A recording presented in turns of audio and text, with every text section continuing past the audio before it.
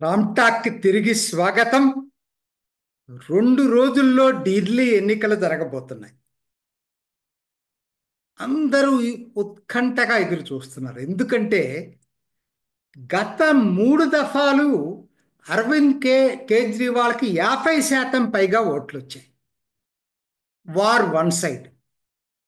కానీ ఈసారి war one సైడ్గా ఉండే అవకాశాలు లేవని అందరూ చెప్పుకుంటున్నారు. దానికి చాలా కారణాలు ఉన్నాయి. అసలు ముందుగా అరవింద్ కేజ్రీవాల్కు ఉన్నటువంటి అడ్వాంటేజెస్ ఏంటి అని చూసుకున్నప్పుడు ఉమెన్ ఓటర్స్. అన్ని ఒపీనియన్ పోల్స్ చెప్పేది ఏంటంటే ఉమెన్ ఓటర్స్లో ఎక్కువ శాతం ఆపుకున్నారు. ఆయన తీసుకున్నటువంటి పథకాలు కానీ, ఫ్రీ బస్ సర్వీస్ కానీ, అట్లానే నెలకి వేతనం ఇవ్వటం కానీ, ఇట్లా కొన్ని మహిళలకి సంబంధించిన ప్రత్యేక పథకాలు తీసుకోవటం. రెండోది ఈ మొహల్లా క్లినిక్లు స్టార్ట్ చేయటం. ఎందుకంటే సామాన్యుడు ఈ స్లమ్స్లో ఉండేటువంటి వాళ్ళకి అది చాలా ఇంపార్టెంట్. వాళ్ళు ఎక్కడికో వెళ్ళి పెద్ద పెద్ద ఆసుపత్రులకి వైద్యం కోసం వెళ్ళలేరు కాబట్టి వాళ్ళ కోసం వాళ్ళ దగ్గర ఉన్న మొహల్లా క్లినిక్లను కనుక సరిగ్గా పనిచేయించగలిగేటట్టయితే అది ఒకటి బాగా కనెక్ట్ అవుతుంది వాళ్ళకి. మూడోది చాలామంది చెప్పేది ఏంటంటే స్కూల్స్, బెటర్ స్కూల్స్. అదివరకుతో పోల్చుకున్నప్పుడు ప్రభుత్వ స్కూల్స్ బాగా పనిచేస్తున్నాయన్నటువంటిది. నాకు తెలిసి మిగతా వెల్ఫేర్ స్కీమ్స్ కూడా ఉన్నాయి. ఇవి ప్రధానమైనవి. వీటి మీదే ఆయన మొత్తం ఆ ప్రజల్లో నుంచి మంచి ఇది వచ్చింది. మిడిల్ క్లాస్లో కూడా ఒక విధంగా అరవింద్ కేజ్రీవాల్కి కన్సిడరబుల్ సెక్షన్ ఉండేది ఇప్పటి వరకు. మరి వీటికి ప్రధానమైనటువంటిది మరి గత 5 సంవత్సరాల్లో మరి దీనికి విరుద్ధంగా ఇప్పుడు జనం ఎలా చూస్తున్నారంటే, ఒకటి అరవింద్ కేజ్రీవాల్కు ఉన్నటువంటి క్లీన్ ఇమేజ్ దెబ్బ తగిలిందనేది. లిక్కర్ స్కామ్ ప్రధానంగా ఆయన ఇమేజ్ని దెబ్బతీసిందనేది. రెండోది అందరూ చూస్తున్నది రోడ్లు. చాలా దారుణాతి దారుణంగా రోడ్లకి నిధులు ఖర్చు పెట్టకుండా, రోడ్లను రిపేర్ చేయకుండా చాలా దారుణంగా ఉన్నాయి. కాబట్టి మధ్యతరగతి ముఖ్యంగా ఫీల్ అవుతుంది ఏంటంటే ఇది చాలా అరవింద్ కేజ్రీవాల్ అసలు గత 5 సంవత్సరాల్లో రోడ్లను గురించి పట్టించుకోలేదనేది. మూడోది ఎయిర్ పొల్యూషను. అది అందరికి తెలిసిందే ఢిల్లీలో.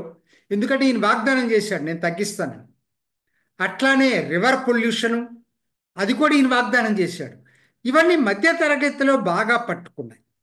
మధ్యతరగతిలో ఇవి ఈ 5 సంవత్సరాల్లో సహజంగా 3 దఫాలు ఉన్నాడు కాబట్టి యాంటీ ఇన్కంబెన్సీ కూడా ఉంది. అది ఈ ఈ మేర కనపడుతుంది, విజిబుల్గా కనపడుతున్నాయి ఇక్కడ.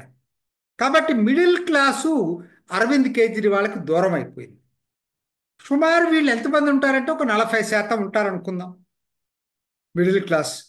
ఈ మరి ఈ మిడిల్ క్లాస్ ఈసారి ఎలా ఉంటారు అనేది చూస్తే నేను చెప్పిన అంశాల మీద ప్రభావితంతో పాటు నిన్న బడ్జెట్లో అనౌన్స్ చేసిన ఐటీ రిలీఫ్ చాలా అది ఖచ్చితంగా ప్రభావం చూపించబోతుంది ఢిల్లీ ఎన్నికల్లో. సో మధ్యతరగతి మొత్తం మీద చూసుకున్నప్పుడు బీజేపీ వైపుకి అదవరకటి కన్నా ఎక్కువ టిల్ట్ అవటానికి మాత్రం మెండుగా అవకాశాలు ఉన్నాయి. సెకండ్ థాట్ లేదు దాంట్లో. అయితే మధ్యతరగతి ఒక్కటే ఓట్లను డిసైడ్ చేయలేదు. ఢిల్లీ ప్రత్యేకత ఏంటంటే దాదాపు 20% దాకా దళితులు ఉన్నారు ఢిల్లీలో. సిటీల్లో జనరల్గా తక్కువ ఉంటారు. ఎందుకంటే ఈ పూర్వాంచల్ నుంచి వచ్చి అంటే ఈస్టర్న్ ఉత్తరప్రదేశ్, బీహార్ ఈ ఏరియా నుంచి వచ్చినటువంటి పూర్వాంచలీలు ప్రధానంగా ఢిల్లీలో కాన్సన్ట్రేట్ చేస్తున్నారు. అంటే దాదాపుగా 1/5 వీళ్ళు ఉన్నారు. చాలా వీళ్ళు ఎక్కువ భాగం ఎక్కడ ఉంటున్నారంటే దళితులు జుగ్గి కాలనీలు అంటారు. కనీస సదుపాయాలు లేవు. మురుగునీటి కాలనీలు, మురుగునీటి స్లమ్ ఏరియాస్ అనుకోండి. జుగ్గి కాలనీలు అంటారు. ఇవి ఇప్పటి వరకు ఆప్కి ఓటు బ్యాంకు, అది మర్చిపోవద్దు మనం. పూర్తిగా సాలిడ్గా గుద్దేస్తారు ఆప్కి ఇంతవరకు. అఫ్ కోర్స్ ముస్లిమ్స్ విషయం నేను చెప్పాల్సిన పని లేదు, సాలిడ్గా ఆప్కే వేస్తున్నారు. ఇప్పుడు ఈ రెండు ఏదైతే స్ట్రాంగ్ ఓట్ బ్యాంకు ఆప్ కనుక్కున్నామో, జుగ్గీ కాలనీలు, ముస్లిలు, వీళ్ళల్లో ఈసారి పరిస్థితి ఎట్టా ఉండబోతుంది? జుగ్గీ కాలనీలు వచ్చేసరికి కొంత ఒక సెక్షన్ చీలుతుందనేటువంటి భావన కనపడతాం. అదే కీలకం కాబోతుంది.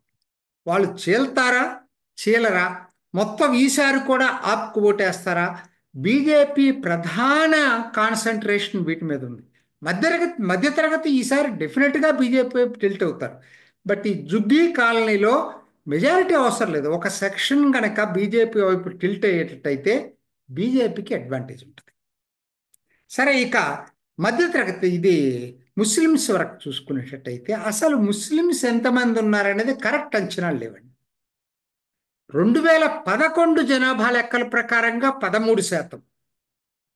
ఇవాళ చాలా మంది అంచనా ఏంటంటే దాదాపు 18% ఉండొచ్చు అని అనుకుంటున్నారు. అదే నిజమైతే ఆప్కు కూడా ఛాన్సెస్ ఉన్నాయి, మనం కాదనలేం. ఎందుకంటే ఢిల్లీకి బంగ్లాదేశ్ నుంచి, ఈ మయన్మార్ నుంచి వచ్చినటువంటి అక్రమ వలసదారులు ముస్లిమ్స్ ప్రధానంగా, వీళ్ళు ఇక్కడ ఢిల్లీకి వచ్చి తిష్ట వేశారు. ఎంత పర్సంటేజ్ ఉంటుందనే తెలియట్లేదు. నిన్ననే జేఎన్యూ ఒక రిపోర్ట్ రిలీజ్ చేసింది, 114 పేజీల రీసెర్చ్ రిపోర్ట్ రిలీజ్ చేసింది. వాళ్ళకేంటి, ఒక సిస్టమ్ ఎట్లా ఉందో అక్కడి నుంచి ఇక్కడ తీసుకురావడానికి డబ్బులు తీసుకొచ్చిన తర్వాత దానికి కొన్ని ఏజెన్సీలు ఉన్నాయి. వాళ్ళు ఏం చేస్తారు, వీళ్ళకి రేషన్ కార్డు ఇప్పిస్తారు, ఓటర్ కార్డు ఇప్పిస్తారు, అన్నీ ఇప్పిస్తారు. సో ఇది ఎంత శాతం ఉంది, చాలా చాలా ముఖ్యం ఇది. మరి అది ఎంత శాతం ఉన్నదనే దట్టు కూడా ఫలితం ఉండే అవకాశం ఉంది. ఎందుకంటే వీళ్ళు గుంపగుత్తగా ఆప్కేసే అవకాశం ఉంది. చాలామంది చెప్తున్నారు ఈసారి అట్లా జరగకపోవచ్చు, కాంగ్రెస్ కూడా ఓటేస్తారంటే కాంగ్రెస్కి ఓటేసే అవకాశాలు లేవు. ఎక్కడో 2-3 చోట్ల ఏఐఎంఐఎం కూడా ముస్లింల్లో సింపతి ఉంది. ఎందుకనంటే ఆయన ఎవరిని పోటీ పెట్టాడంటే ఓవైసీ ఎవరైతే ఈ ఢిల్లీ అల్లర్లో కీలకంగా ఉండి అరెస్ట్ అయ్యి కేసులు నడుస్తున్నాయో వాళ్ళని పెట్టాడు. సో వాళ్ళ మీద ఆ ప్రాంతాల్లో కొంత సానుభూతి ఉంది ముస్లిం ఓటర్లు. సో దాంతో ఏదైనా చెల్లొచ్చు. కానీ నాకైతే మాత్రం నా వ్యక్తిగత అభిప్రాయం చాలా తెలివిగానే ఉంటుంది. ఎందుకనంటే బీజేపీని ఓడించాలని అనుకున్నప్పుడు కాంగ్రెస్కి ఓటేస్తారని నేనైతే అనుకో. చాలా వరకు అది జరగకపోవచ్చు. ఇక బీజేపీకి ఒక్కటి ఏంటంటే ఆశ జుగ్గీ కాలనీలు. సరే, ఇప్పటికేంది అరవింద్ కేజ్రీవాల్ ఇంకొకటి మనం మర్చిపోలేని విషయం ఏంటంటే అరవింద్ కేజ్రీవాల్ కమ్యూనికేటివ్ స్కిల్స్ మోడీతోటి మ్యాచ్ చేసే పద్ధతిలో ఉంటాయి. అది మనం మర్చిపోవద్దు. ఇప్పుడు వాళ్ళు ఏం చేస్తున్నారు, లోక్సభ ఎన్నికల్లో ఎట్లయితే రిజర్వేషన్లు తీసేస్తారని ప్రచారం చేశారు, ఇప్పుడు ఏం ప్రచారం చేస్తున్నారు అరవింద్ కేజ్రీవాల్, స్లమ్స్లో అసలు మోడీ వస్తే స్లమ్ కాలనీలన్నీ తీసేస్తాడు, నేను ఇస్తున్నటువంటి ఈ సంక్షేమ పథకాలను రద్దు చేస్తాడు, మొహల్లా క్లినిక్స్ని ఎత్తివేస్తాడు. ఇవి ప్రధానంగా అరవింద్ కేజ్రీవాల్ ఈ ఫియర్ సైకాసిస్ క్రియేట్ చేస్తున్నాడు ఈ లబ్ధిదారుల్లో. అది ఏ మేరకు పడుతుందో వాళ్ళకి. బీజేపీ దాన్ని కౌంటర్ చేస్తూ ఉంది, మేము ఎటువంటి పరిస్థితుల్లో కూడా ఉన్న పథకాలను రద్దు చేయం, ఇంకా కొత్త పథకాలను ఇస్తాం, మహిళలకు 2,500 రూపాయలు దాకా ఇస్తాం. ఇట్లా వాళ్ళు దాన్ని కౌంటర్గా చేస్తూ ఉన్నారు. ఏది జనాల్లో పట్టింది, ముఖ్యంగా జుగ్గీ కాలనీలో. మిగతా ఇన్ని పక్కన పెట్టండి, జుగ్గీ కాలనీల్లో కనీసం బీజేపీ కొంతమేరకు చీల్చుకోగలిగేటట్టయితే బీజేపీకి అడ్వాంటేజ్ ఉంటుంది. వీటన్నిటితో పాటు ఇంకొక ఫ్యాక్టరు చాలామంది మిస్ అవుతున్నది ఏంటంటే, నిన్న బడ్జెట్లో అందరూ ఐటీ రిలీఫ్ 12 లక్షలు వచ్చిందని మాట్లాడుతున్నారు. ఖచ్చితంగా అది మిడిల్ క్లాస్లో ప్రభావితం చూపిస్తుంది. దానితో పాటు ఒక ఇంపార్టెంట్ ఫ్యాక్టర్ మర్చిపోతున్నాం, గిగ్ వర్కర్స్. వీళ్ళు అమెజాన్లోనో లేకపోతే జొమాటోలోనో స్విగ్గీలోనో పనిచేస్తుంటారు. ఈ కామర్స్లో పనిచేసేటువంటి వాళ్ళు బైకుల మీద తిరుగుతూనే ఉంటారు వీళ్ళు. దారుణం 10,000 రూపాయలకి 15,000 రూపాయలకి పనిచేస్తూ ఉంటారు వీళ్ళు. వీళ్ళకి మొట్టమొదటిసారి మోడీ నిన్న బడ్జెట్లో వీళ్ళని గుర్తించేసి వీళ్ళకి ఐడి కార్డులు ఇస్తాను, వీళ్ళని జే పిఎం ఆరోగ్య స్కీమ్లో చేర్చి ఆరోగ్య బీమా కల్పిస్తాననేటువంటి 2 హామీలు ఇచ్చారు.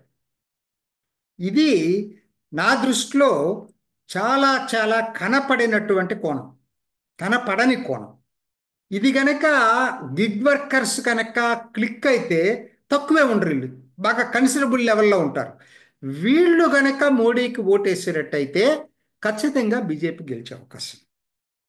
సో ఏది ఏమైనా కూడా ఇది ఒక పెద్ద యుద్ధం, ఉత్కంఠ చాలా ఎక్కువగా నెలకొంది. ఎవరు ఏం చెప్పలేకపోతున్నారు. బీజేపీకి అడ్వాంటేజ్ ఉందని చెప్తున్నారు. అదే టైంలో అరవింద్ కేజ్రీవాల్ని ఎవరు కూడా తక్కువ అంచనా వేయలేరు. అది మాత్రం మనం మర్చిపోవద్దు. వెయిట్ చేద్దాం 2 రోజులు. ఇది ఈనాటి రామ్ టాక్. ఇంకొక ఎపిసోడ్లో మళ్ళా కలుసుకుందాం. నమస్తే. చూసారు కదండి. మరి ఈ వీడియో కనుక మీకు నచ్చినట్లయితే ఒక లైక్ కొట్టేసి మీ అభిప్రాయాన్ని కూడా కామెంట్ బాక్స్లో తెలియజేస్తూ ఇలాంటి ఇంట్రెస్టింగ్ అప్డేట్స్ కోసం మా ఛానల్ని సబ్స్క్రైబ్ చేసుకోండి.